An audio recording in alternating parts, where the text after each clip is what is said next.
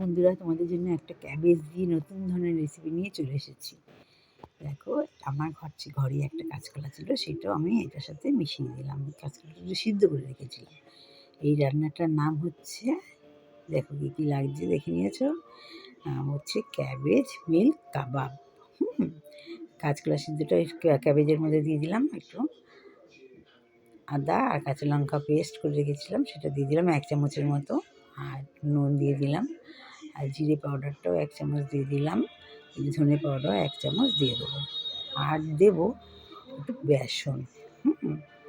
বেসনটা আমি রোস্টেড বেসন দেবো, আর কিছু কিশমিশ, এই যে রোস্টেড বেসন দিয়ে দিলাম, আর কিশমিশগুলোকে আমি কুচি কুচি করে কেটে রেখেছিলাম, সেই কিশমিশগুলো আমি দিয়ে দেবো। আর ব্রেড ক্রাম্ব যদি তোমাদের কাছে থাকে সেটা দিতে পারো, তা নাহলে ব্রেড থাকলে একটা দিয়ে দেবে। হ্যাঁ, এই কিশমিশ কুচি দিয়ে দিলাম। ব্রেডটা একটা গুঁড়ো করে হাতে গুঁড়ো করে বা মিক্সিতে একটু গুঁড়ো করে নিয়ে মিশিয়ে ভালো করে ক্যাবেজের সঙ্গে মিশিয়ে দেবে।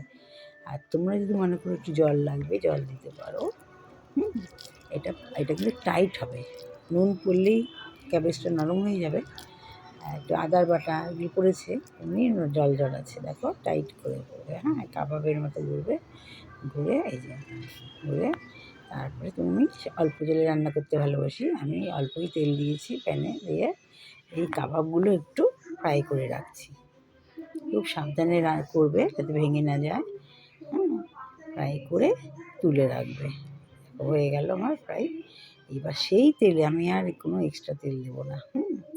সেই তেলের মধ্যে আমি একটু জিরে, তেজপাতা, গোটা গরম মশলা, এইগুলো ফোড়ন দিয়ে ভাজবো।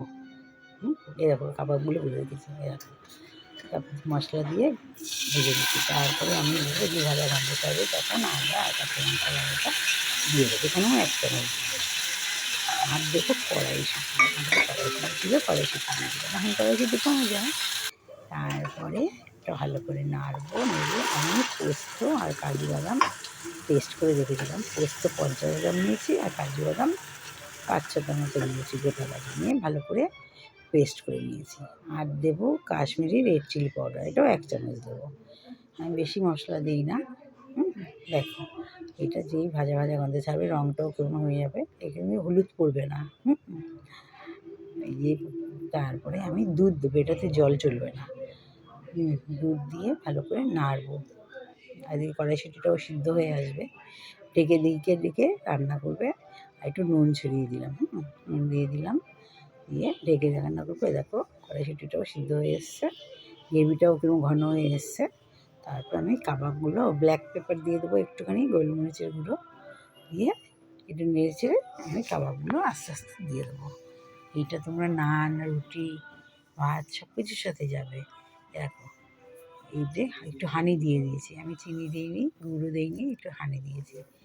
আর কাবাবগুলো এবার আস্তে আস্তে ছেড়ে দেবো, ছেড়ে খুব সাবধানে উল্টাবে যাতে ভেঙে না যায়। খুব ভালো খেতে লাগবে, ভীষণ টেস্টি, ছোটো বড়ো সবার ভালো লাগবে। আমি একটু ঘরোয়া রান্না করতে ভালোবাসি, যাতে সবাই কম খরচে সব জিনিস যাতে পায়, সেই জন্য সেরকম রান্না আমি করি। এটা হচ্ছে ক্যাবেজ মিল্ক কাবাব। ভালো লাগলে সাবস্ক্রাইব করে দিও। হ্যাঁ, বাই।